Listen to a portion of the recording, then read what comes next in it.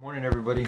One of the greatest motivational speakers of our time, Les Brown, had his whole life changed in a moment when his high school teacher gave him this advice.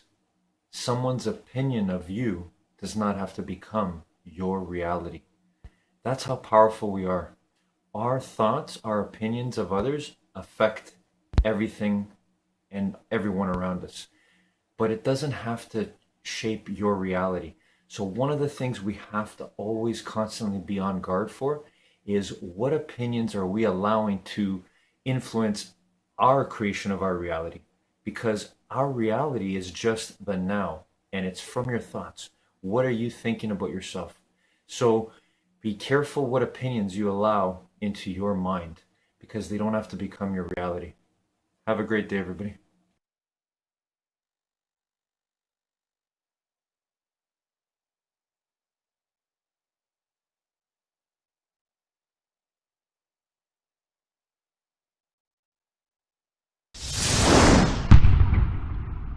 Look, I spent 5 years in college. I went to college because I thought the teachers were going to teach me business. I love teachers, okay? Teachers are great people, but you can't know business if you're in a classroom. It's just not possible. It's like my economics teacher, there's no way he could imagine the fuel bill on my plane. It's just not real. You go to Lord Sugar and say, hey, how do you make sense of 4 jets? Why would you do that? Why'd you buy that building right there? That's the information I want. See, but most us in this room, we were taught we had to go someplace and spend 4 or 5 years there. I'm not trying to talk you out of school or university, but the fact that it takes 4 years to get out of university by itself is a major problem. It's a major problem. You know why? The 4 years, I'm trading time for money. What do rich people do? They trade money for time. You don't go to school to learn. You go to school to get a degree, and that degree hopefully helps you get a job that you're looking for, but you don't go to school to learn. There's just so many more effective ways to learn than to go to a university. And listen, I went to university. I don't regret that I went to university. And it was 20 years ago that I went to university. And I thought I wanted to be an investment banker. And at the time, being an investment banker, you needed to have a university degree. Still probably now. I mean, if you want to become a doctor or a lawyer or an accountant, you have to go to school. You have to go to school to get the degree to then allow you to get the opportunities in the job. That has to happen.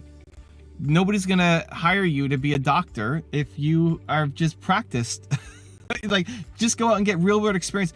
How are you gonna get real world experience as a doctor without any kind of degree, right? But if you want to be an entrepreneur, it's only becoming more and more useless. I mean, it was pretty useless for me 20 years ago.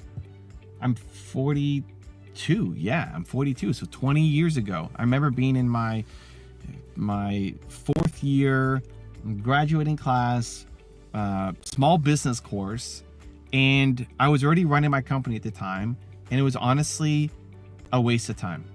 Everybody who was in the class was thinking of doing coffee shops and these little businesses, and I wanted to build a huge biotech software company. My professor didn't run a business, so I don't know how you can teach entrepreneurship if you don't have your own company. And it was just a giant waste of time. I ended up most of the time being on my laptop and working on my business while he was talking. That was 20 years ago. Now I can't even imagine what it would be like right now, and how boring it would be, and how useless or irrelevant it would be, and how much I just want to be skipping class and making videos. You know, there's so many more opportunities right now. And listen, I was a good student. I never skipped class. It was more that I was probably afraid of missing out on stuff and failing tests. So even though I have a lot of entrepreneurial tendencies, I still did, pretty well in school and showed up to classes and did all the assignments. But I wasn't happy about it, and it felt, especially the small business class, felt useless. If I'm taking economics classes and I'm taking accounting classes, those felt a lot more practical in that it would guide me towards being an investment banker. I had to have those classes on my resume. but the small business one just felt like a giant waste of time. Think about your own education experience. Most of high school, college is just memorization, right? You're just memorizing stuff. It's the connections to other people, which can be helpful, and then memorizing. You don't actually learn very much. Like, how much did you actually remember from your stats class or math class or calculus or French or whatever? Like, how much did you actually? Most of it is just memorization. I'm not actually completely anti-education. It's just more, do your actions map to your ambitions? So if you want to be an entrepreneur, you're going to get nothing pretty much from a university education. If you want to be a doctor, then you have to go off and do it. And it's not so much that you're learning amazing things, because you can learn it in much faster ways. If you care about something, you're going to learn a lot more. And if you see it being practical and applicable to your life, you're going to learn a lot faster. I remember being in stats class, and statistics was super boring to me. I memorized a whole bunch of things and formulas and never applied it, didn't see how this was relevant, and so instantly forgot it. And then I was working on I have my own software company now and tool that we're using, and we're split testing different thumbnails, one versus the other, and I wanted to be statistically significant. And I remembered that term from my stats class, like, whoa, how do you calculate that again? Now that it actually became applicable to me, now I'm suddenly interested in it. And when you care about something, you're gonna be more interested in it, and you're gonna learn it, and it'll stick. Where most of the stuff that we learn in school, you just don't find it relevant or helpful, and so it doesn't stick. And so there's much faster ways to learn. It's caring about it. It's being in a community of other people who are learning. But the point of school is not to learn. The point of school is to get the degree so you can get the job. And if that's what your goals are, awesome. You still have to play that game. And if it's not your goals, then how can you better achieve your goals, right? And I get there's still pressure, and maybe your family's forcing you to do it, or you still think that in the eyes of society that's the best thing to do. But man, as long as you're making decisions based off of other people's opinions, you're never going to win. You know, if you're living your parents' version of your life, or you're living society's version of your life, you're just never going to win. That doesn't mean that you just drop everything and, you know, just throw it all away. But are you taking enough action, enough steps towards building the thing that you want to build? And maybe that means taking a year off. Maybe that means taking a semester off. Maybe that means starting your side hustle. Like, there's one thing just to complain about a life that you don't like. But the more important thing is, are you taking action? The amount of people who are complaining about the thing that they're doing that they don't enjoy, but at the same time are taking zero action towards the thing they want to do, the thing that you claim you enjoy. Are you spending enough time? Have you scheduled it in? Is it in your calendar that consistently you're taking some kind of action towards the life that you want to build, or not? And for too many people, it's no. You're just complaining about a life that you don't like, about a school system that you don't like, about a job you don't like, you know, about a relationship you don't like. But what are you doing to actually fix it? And again, it doesn't mean you have to burn the boats and go all in and you know, pour garbage all over your boss's office or quit school right away, right? It doesn't mean you have to go all in right away, but you do have to take consistent action towards building a life that you do want. I look at Movement Makers as an example, and that's my training program. It's my mentorship program where every 2 weeks I get thought leaders together who are trying to build their audience, build their community. They have a movement inside them that they want to see get out into the world. And so we talk about making videos and winning on social media and getting book deals and becoming a speaker. And how do you get that thing that's in your heart? You know, how do you get that message here out to the world? And we meet every 2 weeks, and it's the greatest educational thing out there for people who want to become thought leaders, right? If you don't want to be a thought leader, you're going to be bored and find it a waste of time. If you want to be a thought leader, it's the best thing in the world. And it's training with me, but it's also connection to community of other people who are doing it. So when you want to learn something, I look at them and they're doing it and they're taking on challenges and they're making videos, and all of a sudden now they're starting to get an audience and starting to get clients and building a business. And that's the best. You know, it's the best.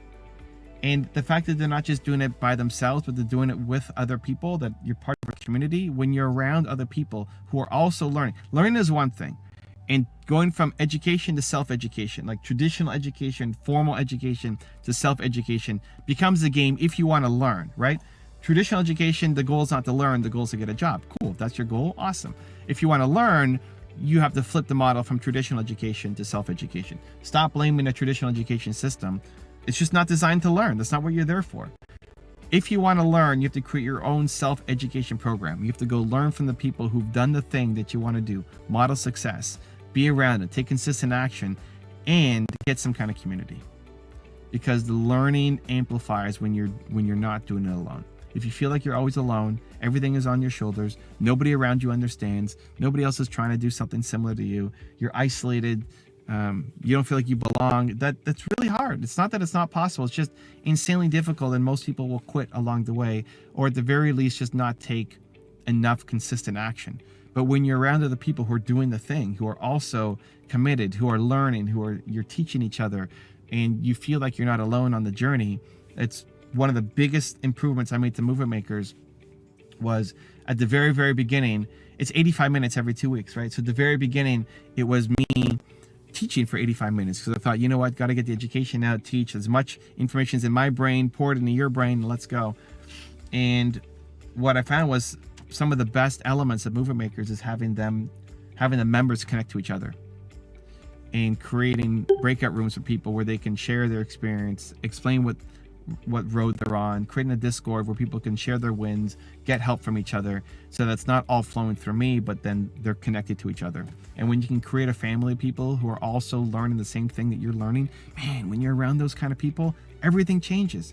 When it's not just you pushing the ball uphill every single day all by yourself, everything changes. And so moving from traditional education to self-education to actually, if your goal is to actually learn, and then finding a community of people who are like-minded, who are also chasing down their goals and their dreams, you get that, man, the next year you'll be unstoppable. You'll be unrecognizable. Like the person who you will be in 1 year compared to who you are right now, you won't even recognize it. Wow, that's who I used to be. That's how you turbocharge your growth. Invest in self-education and get around a community of like-minded people who will push you forward.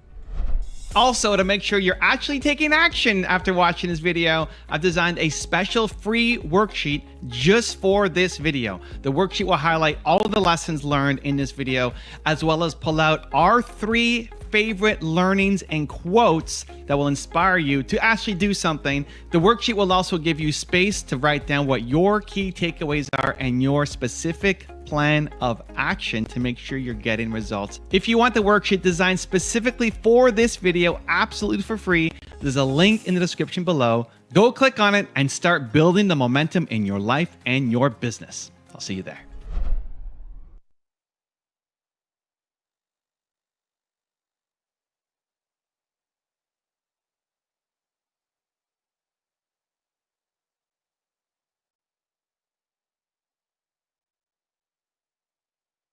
Morning, everybody. In our top 10 rules for success today, Les Brown gives us his advice that we have to stand up to ourselves. So stand up to yourself. Stand up to that inner voice that's always going to be there when you chase your dreams, when you go after your happiness, your freedom, your success, your health, in whatever form you desire. You have to stand up to that voice inside your head every single day that says, you can't do this. Who do you think you are? What will people think of you? All these thoughts, all these negative thoughts, and I'm doing it every day, battling it every day. Every time a negative thought comes in, I'm shutting it down. I'm choosing a positive thought and replacing it. It's that standing up to yourself, the older, smaller you. The new, greater you has to be stronger and more determined. You have to do that every single day.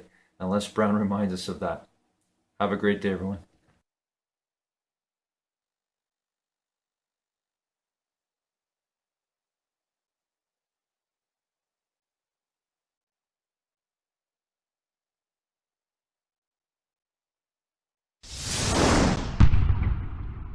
Once you start opening your heart, it begins to move into coherence. It begins to produce a measurable magnetic field up to 3 meters wide. Now that's frequency, that's energy. And all that energy, that frequency carries information, carries an intent.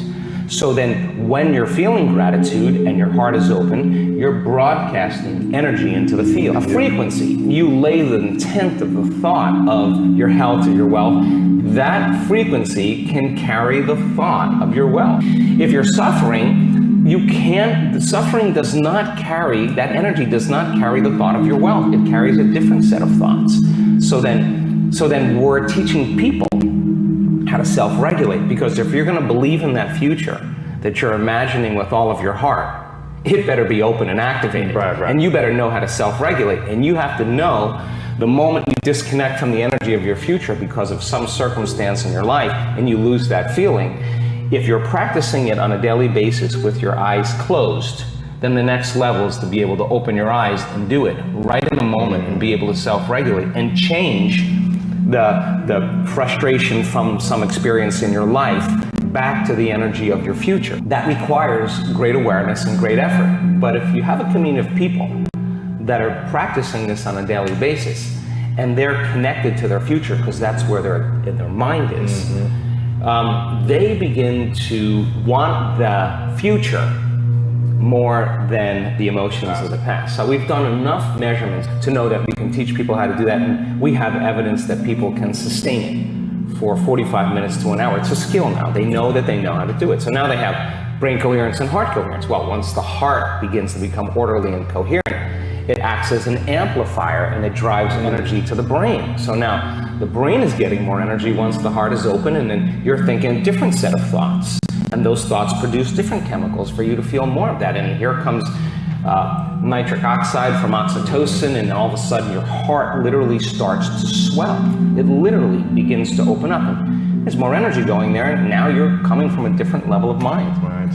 When you have coherence in the brain and heart, you have a laser of energy, and it could read information much better. You're living in stress, and your brain is shifting its attention from one person to another problem, to another thing, to another place to go.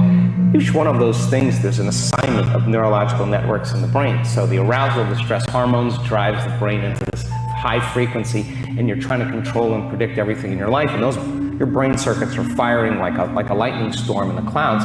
When your brain's incoherent, you're incoherent, and you don't have a signal. You don't have a Wi-Fi signal. You're not connected to the field. How could you connect to energy and information if your signal hasn't become orderly? So that when people synchronize their energy into coherence, they can synchronize to a possibility in the future, and the synchronicities that are feedback from the environment are just a reflection of your energy.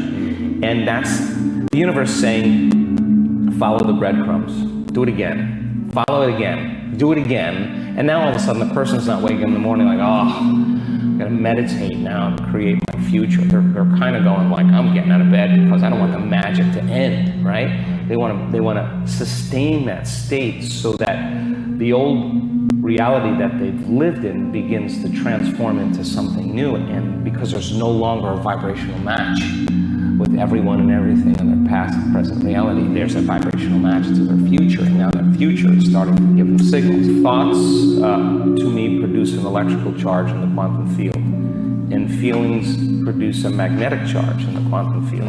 And how you think and how you feel broadcasts an electromagnetic signature that influences every single atom in your life. The thought sends the signal out. Now think about this. And the feeling draws the event back. So you could have the intent that you want wealth, you want health, you want success. That's your intent, that's your thought. But if you're waiting for the experience to happen, to feel it, then you're not drawing the experience to you because you're not feeling the emotion, right? So then teaching people once again how to balance their thoughts and feelings, because you can enter that cycle either place. Sometimes we do a meditation, we start opening our heart, we start elevating the body's energy, and then those emotions can drive certain thoughts of your future. Other times, you open your awareness, you create brain coherence, you have the vision of your future, you begin to emotionally experience it. However you want to jump on that cycle, and then sustain it, because the longer you're conscious of that energy, the more you're drawing your future to you. And I hear this from so many people. Gabby, I'm doing it all. I'm meditating, I'm praying, I'm setting intentions, creating vision boards, but I'm not manifesting. One reason you're not manifesting is because you don't believe in what you're trying to manifest. When you believe it, you'll receive it. But if you don't believe it, then you're just trying, pushing, controlling, trying to make something happen that isn't fully ingrained in your presence, in your being, in your energy. And so you have to do your part to get into the belief system of knowing that this is indeed something you are worthy of. So how do you get into that grounded belief system? Create a vision statement, a statement that claims that your desire is on the way, that you are worthy of what it is that you desire. Ground yourself in that statement, focus on it. And instead of focusing on the outcome, focus on the feeling of what it is to believe and know that you are worthy of your desire. If you're wanting to attract a romantic partner into your life, a vision statement could sound like, I believe I'm worthy of the love that I desire. Or I believe that I am ready to receive that romantic relationship in the perfect time and order. Say that vision statement daily for at least 40 days. Get yourself grounded in the belief. You have to believe it to receive it. The next reason you're not manifesting is because you're trying too hard. I'm sorry to say it, but it's true. The more you push, the more you control, the more you try, the more you affirm, the more you vision board, the more, the less you receive. If you're pushing and you're controlling and you're trying to make something happen, you are completely out of alignment with the universe. You're not aligned with that freedom, that presence of love, the art of allowing rather than doing, forcing, making happen. Yeah, we have to show up for our life, but we can't force our dreams to become our reality.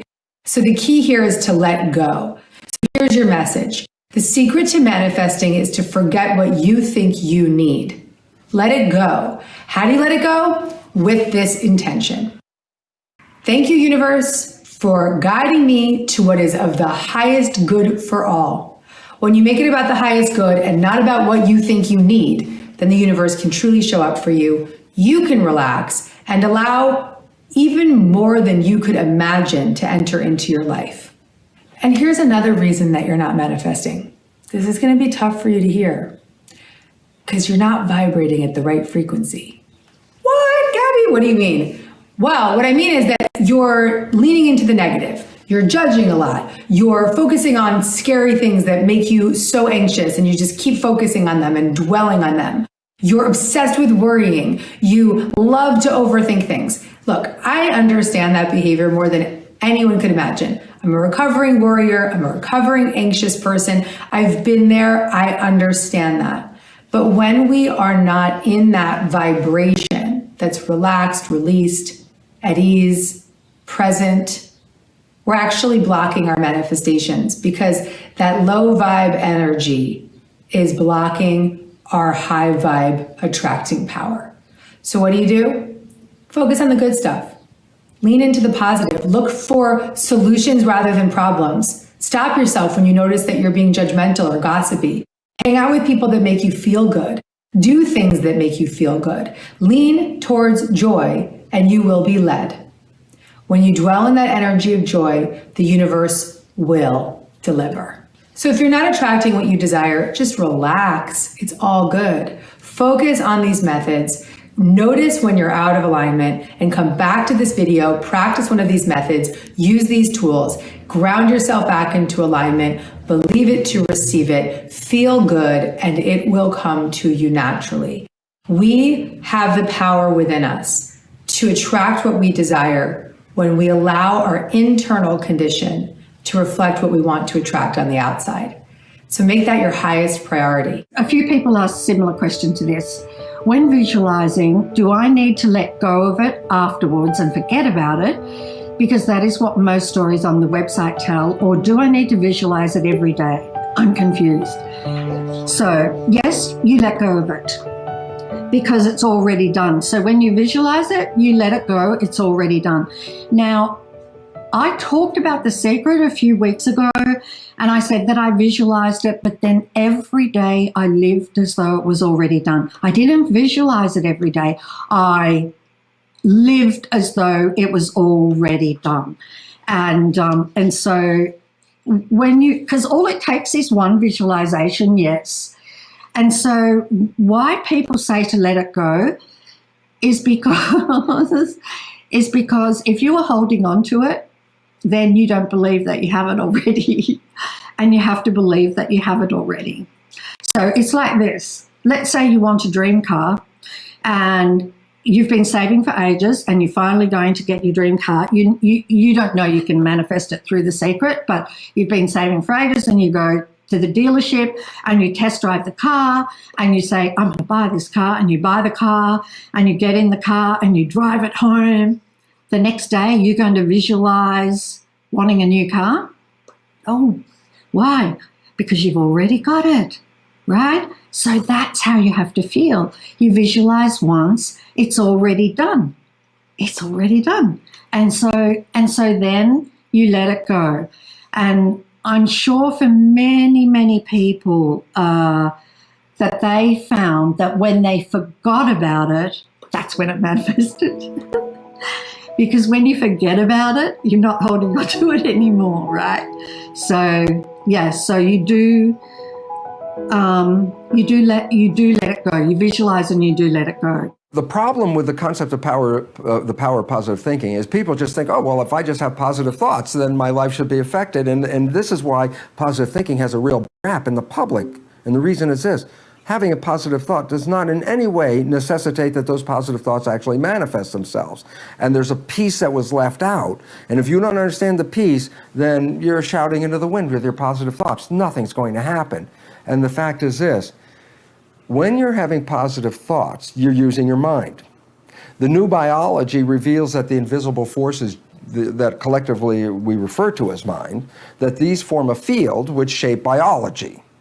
Well, here's what's important. Yes, the mind influences biology, but there are two parts to the mind that are completely different than one another, yet they work together. We confuse them, we tie them together, and yet they represent two entities working in two different fashions.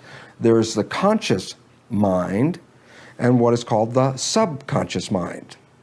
Now, here's what it's very important, people have to know this, okay, and here's what it is. The conscious mind is our creative mind that is connected to our personal identity and our spiritual selves. That makes us all unique. Each of us has our own personal conscious mind.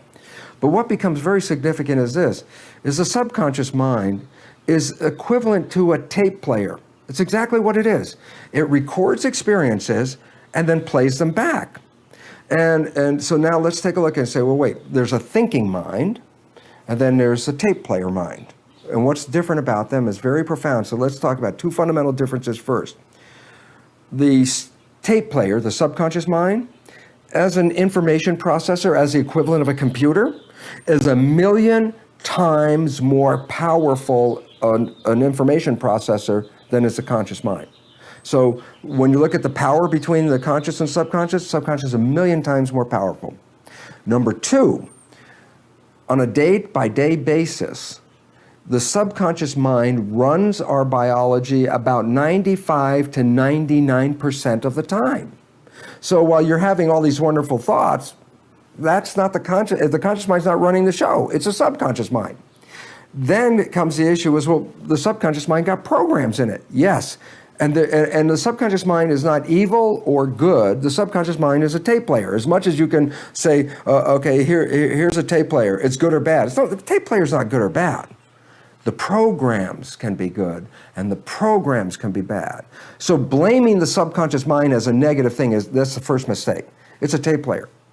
The programs that we got, that's the source of the problems that most of us face. And these programs could limit our abilities and take away our powers, which essentially they do. Now, the relevance about positive thinking is this. Positive thinking is a creative thought that comes from the conscious mind. Okay, so I sit here and I'm going to have all these wonderful thoughts. I'm going to close my eyes and visualize all these wonderful things. Now stop and go back to the mechanical character of it. I'm having these thoughts with a little tiny processor called the conscious mind, and I'm competing with the programs that are in the subconscious mind. So if I have a thought for being healthy or being in a good relationship, and I'm doing positive thinking, And at the same time, I have acquired programs in my development that said, you're not as healthy as you think you are, and you're not that good a person to have those kind of relationships. Then look, I'm now pitting my positive thoughts against my programs, and they're opposite. But this one works on a little tiny processor, and this processor is 1,000,000 times more powerful. So right away, it's like, who's going to win in that challenge? The answer, of course, the subconscious is going to win, okay? But here comes the other part. While I can try to maintain positive thoughts in my life using my conscious mind, this conscious mind only operates less than 5% of the day. That says 95% or more of the day, I'm operating from the other belief system. The point is, do the math. How powerful are positive thoughts? And the answer is, unless the subconscious has the same programs and agreement as the conscious mind, power of positive thinking will not work. It will not work because you're competing against a much more powerful processor. Now,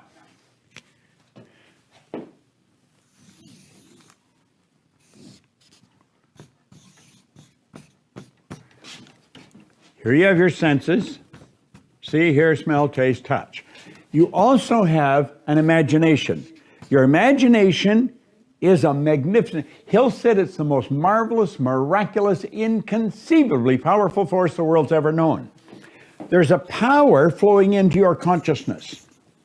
It never stops. It flows to and through you. You can actually photograph this energy leaving your body. You can learn to read it too. I could read your energy like a book. Now, as this energy comes in, your imagination gives you the ability to build the picture. And you can build any picture you want. And what you want to do is, with your imagination, build an image of something absolutely incredible. And then you turn it over to your subconscious mind. This is the part the early Greeks called the heart.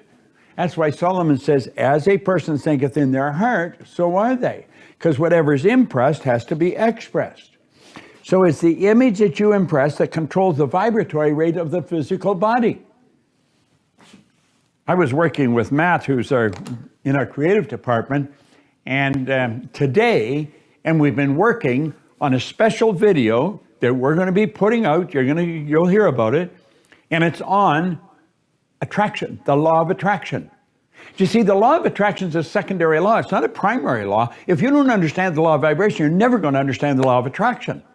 And everybody's impacted by that. Well, the visualizing is use the imagination. You've got to sit down and become the actor. And you start to see yourself with the good that you desire. And then, as you start to impress it, this is your emotional mind. This is your intellectual mind. This is your emotional mind. And as you pass this over to the emotional mind, it sets up a vibration in the body, and that's called feeling. So you got to feel yourself already with the good that you desire. Now, if you have to write a little note to yourself and carry it around and hold it in your hand, and you just take a little note and hold it in your hand. Every now and then, stop for a few minutes, go sit somewhere by yourself and totally relax. Tell your body to relax. It's your body. You're not a body, you live in a body. So say, just relax, just relax. In fact, try this right now. Let all the muscles in your stomach relax. Let them all relax. Let it all hang out. Come on, just let it hang out. Now, let your jaw relax. Just let it relax. You didn't even notice your jaw wasn't relaxed. Just let it relax. Now get yourself into a totally relaxed state. And then start holding the picture and getting emotionally involved with the good that you desire. I mentioned something yesterday. I'm going to mention it again because I think it's very important. Get this book. This is Stella Adler's book, The Art of Acting. It is an incredible book. Really good. She was Marlon Brando's teacher. Art of Acting. You want to act like the person you want to become. Way back 1900, William James said that. It's the actor's technique. Until you learn how to master your mindset by recognizing what's holding you back, the real reasons that you're not taking the actions that you need to take, and learn how to reframe them in the right part of your brain so you can override the messaging signal from the amygdala, the fear center, the emotional center of the brain, to the part of the brain that's responsible for taking action, you're never going to achieve your goals. So whether you have doubts or fears or anxieties, fear of success, fear of failure, fear of losing your job, fear of losing your home, fear of losing your money, you have to understand that just like a car has a light that pops up on the dashboard when something's wrong in the engine, you have an emotion that is your signal to let you know whether you're feeling good or not, whether you're comfortable or not, whether you have certainty or not, whether you have confidence or not. And if you're lacking the confidence and the certainty, it's going to cause doubt. If you're going to have doubt, it may cause anxiety. And as soon as that sets into the brain in a nanosecond, your ability to take action is like having one foot on the gas and one foot on the brake. There's going to be a lot of movement going on in the tires, but you're really not going to get anywhere.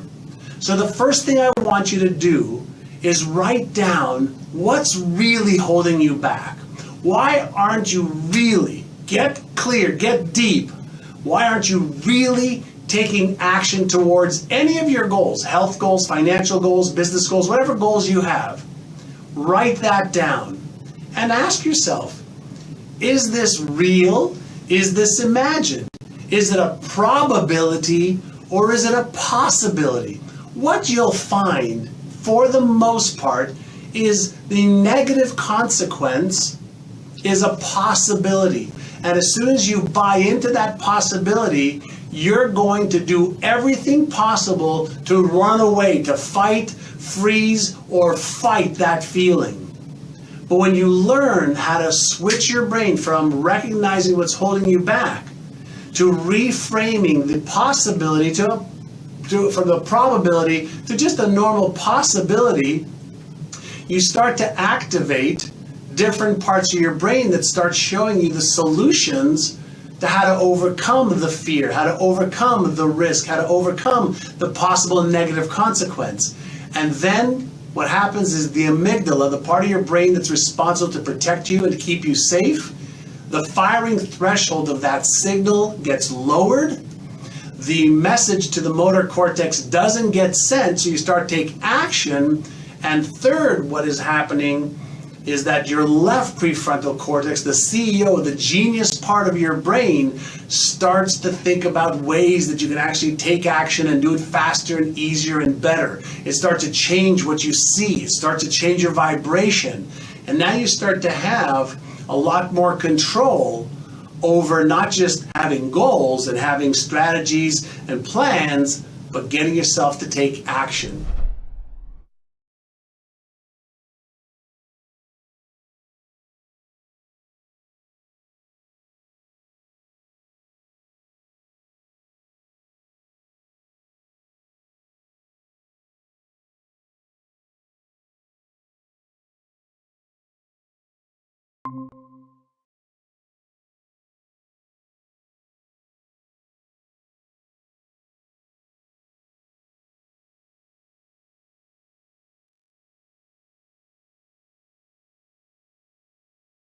Guys, today I want to share with you a story from Les Brown once again, and it's an amazing analogy he uses when describing our mind being a garden.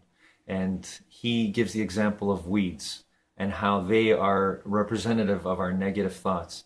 And he says in a humorous sort of way how we don't need to water, we don't need to take care of, we don't need to nurture, we don't need to plan, organize weeds. The growth of weeds, they're going to happen anywhere. They'll grow out of the cracks of sidewalks. And when I heard that example, I was laughing because I thought it's so true. Weeds are like negative thoughts in our minds. And we have to, if we don't do anything about what's going on in our head in terms of controlling our thoughts, those weeds, those negative thoughts will grow wild and rampant and take over our minds. So as we live, laugh, and love our way to infinite mind wealth, we have to remember the analogy of the weeds. The weeds will grow no matter what. They'll be there. They're the default. So we have to control it. Have a great day.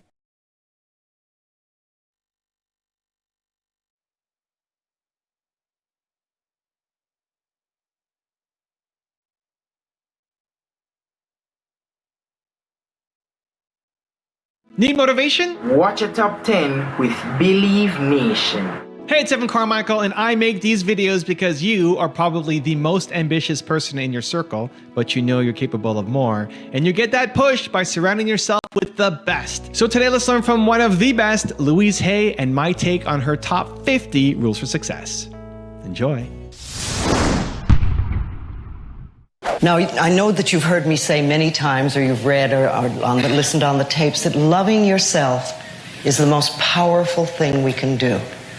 Then everything flows. Everything flows beautifully. And I'm not talking about vanity or arrogance, because that is not love. That's always fear. I'm talking about just really respecting and appreciating this incredible, magnificent being that we are. You know, little babies know how to love themselves. You were born in pure love, all of you.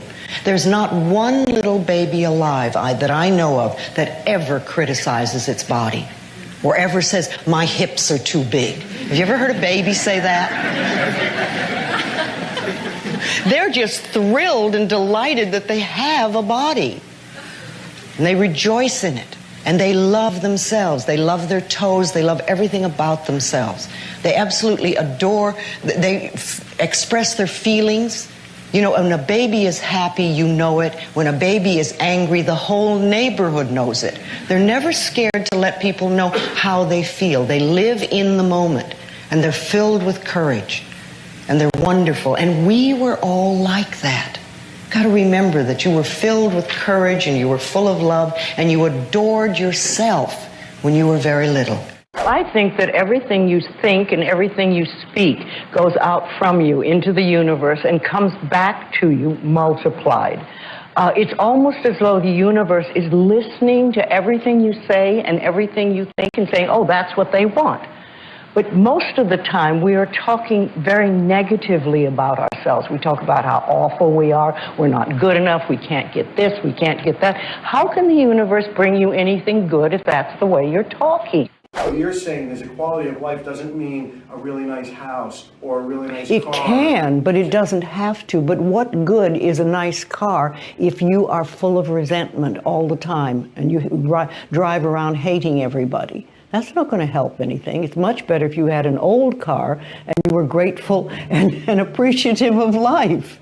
There is a law of thinking, and we are beginning to learn about it. And it is like a computer. If you have this gorgeous computer put in front of you and you don't know what to do with it, it's a piece of junk. But if you learn the language of the computer, miracles happen.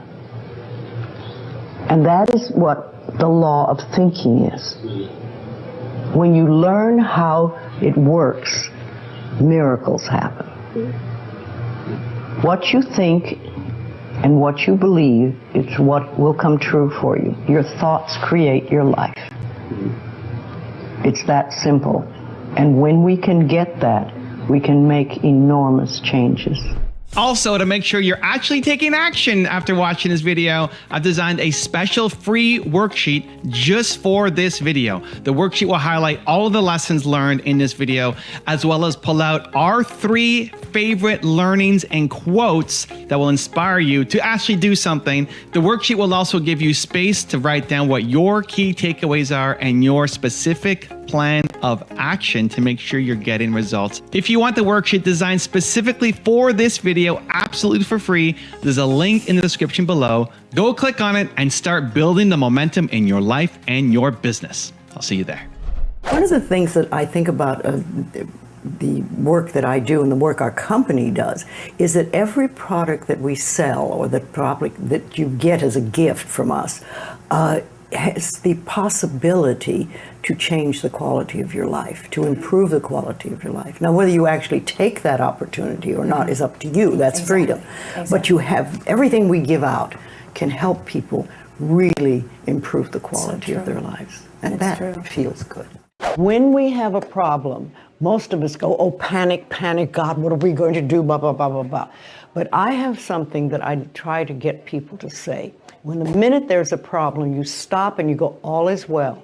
All is well. Everything's working out for my highest good. And out of this experience, only good will come. And I am safe. And you do this, if it's a small thing, I say it 2 or 3 times. If it's a bigger issue, I babble it incessantly. But all is well, everything is working out for my highest good. Out of this situation, only good will come, and I am safe. Now this quiets your inner turmoil down long enough for the universe to find the solution to the so-called problem. See, when there's problems, we don't have to fix problems so much. We need to fix our thinking and our attitude about how we respond to them. And then you get less and less. And when the solution comes, you say thank you. You start by doing what we call doing affirmations. And that is making positive statements about your life that are positive. And you do them deliberately. You might do them in the morning, you might do them at noon, you might do them at night, you might do them, twice a day or whatever. But you do this and you let this become a habit. And as you start to do them, things will begin to change, maybe on a very small level. I call it getting the green lights in the parking places. I mean, they're not huge things in your life, but it can be very nice when you get 3 green lights in a row and you're in a hurry. Doing an affirmation is either writing it down, writing it on the wall or the mirror, or using just saying it. What I like people to do is to stand in front of a mirror and do their affirmations. Because there's something very powerful about looking in your own eyes and accepting yourself, or noticing that you reject yourself when you're saying something positive about yourself. So that would be a very beginning way to start. Say in the morning, you get up in the morning, you go to the mirror, and this is a big one, and it's hard for lots of people. But you look in the mirror and say, I love you. I really, really love you. And to begin with, that can be so hard for people because they think of all the things that they think are wrong with them. But if you can start your day saying that, it's very powerful. We do have a tendency in the society to just want to be fixed, right? Yes, and that's it. When I get over this problem, this will be it. I'll never have to deal with anything again. Well, a lot of us just want to stop when we hit a safe place. Yeah. I mean, you've got a bit of money, you've got some nice friends, you have a good house to live in, you're okay, and you think, all right, that's fine. I'm not going to touch anything else. But I have watched me and how life works for me is that when I get to a really good level, then it's like, okay, now we're going to deal with this thing. Yeah. And there's another thing. And I've learned to just say, okay, what do I do? Yeah. Instead of leave me alone, don't talk to me about that. Yeah. I say thank you many, many, many times of the day, often not to anyone else. I just, oh, thank you. That's so wonderful. Thank you. And it's, you find more and more things to be thankful about. I was driving up today from San Diego, and the wildflowers on the hillsides are just beautiful this year. And I was thinking, I was so glad that I had the opportunity to see them. Because if I stayed down there, I wouldn't have. But this drive, which was, not a drive I particularly wanted to make, but it was gorgeous. If you have very strong beliefs within you that you don't deserve good things in your life, and a lot of people have that, then there can be delays. And sometimes people say, well, affirmations don't work. I've done them. But when they're doing, for instance, prosperity affirmations, and they've done some prosperity affirmations, and they say it doesn't work, nothing's happening. And I say, well, all right, how many prosperity affirmations did you do in a day? And they'll say 3, probably. And they say, all right, how many poverty affirmations did you do this day? And that could be 300, depending on where you're coming from and what is running through your mind. See, I have this, one of my thoughts about life is that only good lies before me. And I have been saying this for many years. So it doesn't really matter to me what happens in life, because I know it's going to be good. The simple part that most people don't understand is that every thought we think and every word we speak